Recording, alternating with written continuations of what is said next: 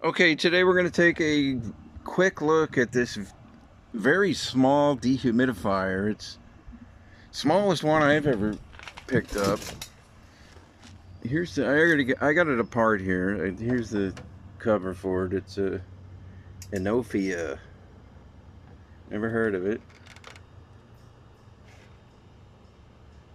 This does not work. It seems to have a refrigerant leak, or coil's not getting cold.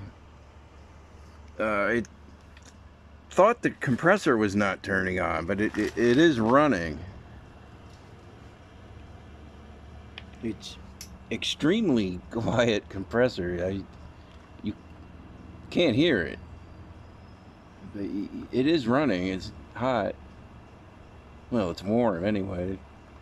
But anyway, yeah, it's not working. So just thought I'd show this. You know, it's only 17 inches tall.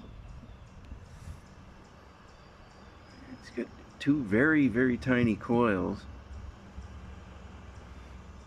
Kind of a cute little dehumidifier. The smallest one I've ever seen, but unfortunately it does not work. So, yeah, it's not going to be repairable. Not by me anyway, so there you go. There's a non-functioning Inofia. I will see you next time.